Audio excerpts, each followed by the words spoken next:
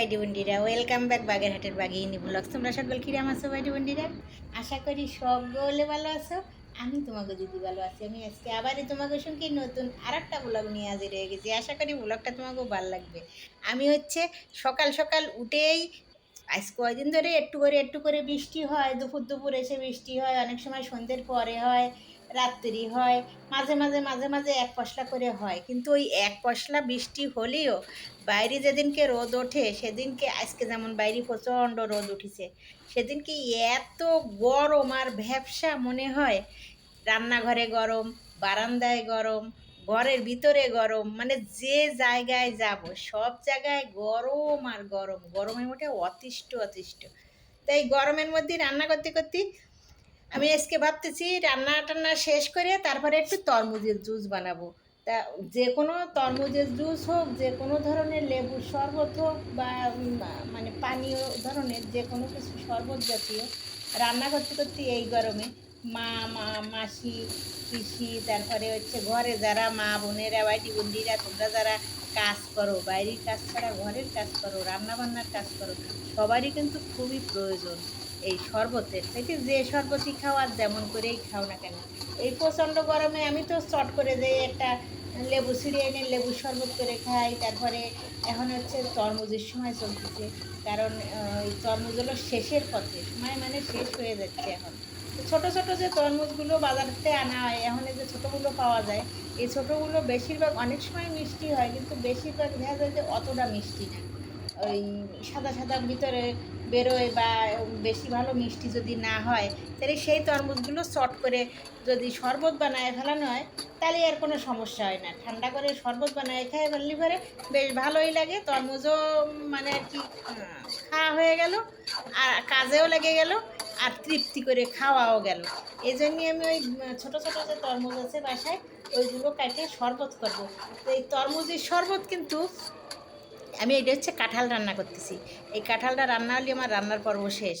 তরমুজের শরবতটা বানাতে চলে আইছি। এই তরমুজের শরবত কিন্তু দুধ দিয়ে একরকম, আর দুধ ছাড়া আমি বানাবো হচ্ছে লিমনের আর কি জুস, এটা আর কি একটু লেবু দিয়ে, সেই লেবু তরমুজ মিলে আর কি শরবতটা করব। দুধ দিলে কিন্তু সেই শরবতটা ভারী হয়ে যায়, এবং উপকারিতা, জুসের যে উপকারিতা তা অনেকাংশেই খানিকটা কমে যায়। কারণ দুধ জিনিসটা দিলি, যে কোনো তরমুজ হোক, বেল হোক, যে কোনো শরবতে হোক, যদি দুধ অ্যাড করা হয়, সেই জিনিসটা আর হালকা থাকে না, সেই জিনিসটা কিন্তু ভারী হয়ে যায়। তাই ভারী জিনিসটা ছোট বড় আপামর সবাই খালি যে বেশ আহ, ভালো হবে সেই ব্যাপারটা থাকে না। কারণ হচ্ছে দুধ যে পেটে ভার করে, হজমে সমস্যা করে অনেক অনেক মানুষের। কিন্তু এই দুধটা বাদ দিয়ে যদি শরবতটা করা হয়, তাহলে আর কারোর পেটে ভার করার সমস্যা থাকে না। কিন্তু দুধ দিলে হচ্ছে সেইটা হলো ওই মহাপতি শরবত বানায় যেটা সবাই, সেই হচ্ছে একরকম, আর দুধ ছাড়া সেটা হচ্ছে আর এক রকম। আমি করবো ওই গাছের তে চট করে লেবু ছিঁড়ে নিয়ে আসলাম, আমার নিজের গাছের লেবু। এইবার এই লেবু কাটে আমি লেবু দিয়ে আর কি শরবতটা করব, চিনি দিয়ে, লেবু দিয়ে। চিনি দেবো সামান্য।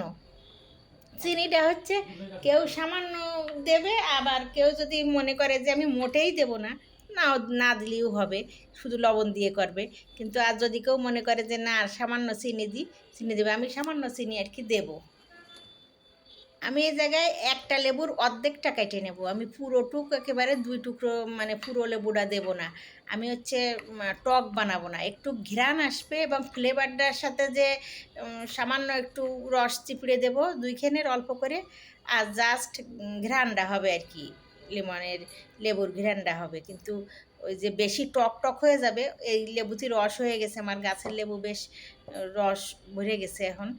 পুরো লেবুটা আর কি দেবো না, এই একটু করে একখান দিয়ে রেখে দিলাম। এবার আমি এই 2 গ্লাসে 1 চামচ, পুরো বড়া বড়া দিচ্ছি নে, হাফ হাফ করে 1 1 চামচ চিনি দিয়ে দিলাম। এইবার দিয়ে দেব অল্প করে একটু লবণ।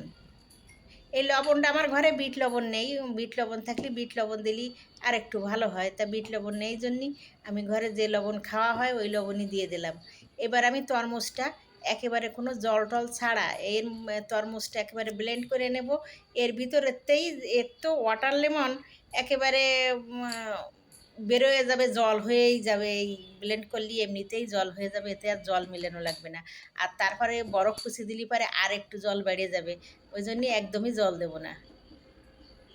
এই তরমুজটা ব্লেন্ড করার সময় ভিতরের যে ছোট ছোট বিচিগুলো, অনেক সময় ওই বিচিগুলো আর কি টুকরো টুকরো হয়ে ভিতরে হয়ে থাকে, খণ্ড হয়ে থাকে। সেই জন্যই এই ব্লেন্ড করে আমি এই তরমুজের রসটা ছাঁকে নেব, যাতে আর কি কিছু রকমের ধরনের মুখি বাঁধার মতন না থাকে আর কি। সেই জন্য ব্লেন্ড করে তারপর ছাঁকবো। এই যাদের ব্লেন্ডার নেই তারা কিন্তু হাত দিয়ে বা চামচ দিয়ে এই তরমুজ খুব সহজেই রস করা যায়, সহজেই চিপড়ে রস করে নিলেও কিন্তু হয় ব্লেন্ডার ছাড়া। সেভাবেও করা যায়, চামচ দিয়ে থেতলে চেপে চেপে নিয়ে বা হাত দিয়ে চেপে নিয়ে সেভাবেও এই বাটির মধ্যেই রস করে ফেলানো যায়, তাতেও এই ব্লেন্ডার ছাড়াও করা যায়। এবার আমি ছেঁকে নিচ্ছি। এই তরমুজের একদম 92%ই হচ্ছে জল, 100%-এর 92% হলো জল হয়ে যায়। তরমুজ খেলেই তাই সহজেই তৃষ্ণা মিটে যায়, মানে আর কি শরীরে জলের যোগান দেয় খুব বেশি। তারপরে এতে প্রচুর পরিমাণে vitamin A, B, beta carotene পরিমাণও অনেক। তারপরে বিটা ক্যারোটিন চোখের ভালো রাখতেও উল্লেখযোগ্য ভূমিকা রাখে। তারপরে তরমুজের জুস খালি পরে উজ্জ্বল ও ত্বক মানে আর কি মসৃণ হয়, সুস্থ থাকে। আর যে শুষ্ক শুষ্ক ত্বক যাদের আর কি শুষ্ক শুষ্ক মুখের একটা খসখসে ভাব, সেইটাও কেটে যায় তরমুজের জুসি, মানে আর কি মসৃণ হয়। এই সাজানোর জন্যে আমি একটু তরমুজ পাশেরতে দিয়ে দিলাম, আর দুই কুচি বরফ দিয়ে দিলাম। এই ব্যাস হয়ে গেছে আমার এখন তরমুজের জুস বানানো।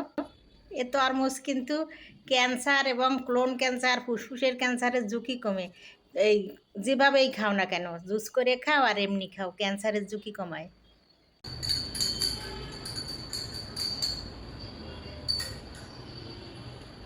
রান্না করতে করতে খেয়ে নিচ্ছি, এটা আগে খেয়ে নিই।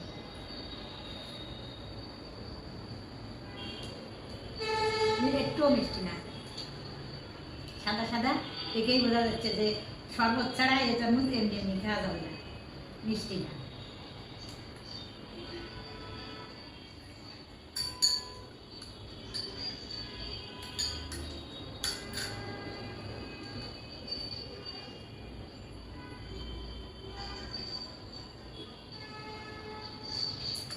আসলেই ভারী সুন্দর।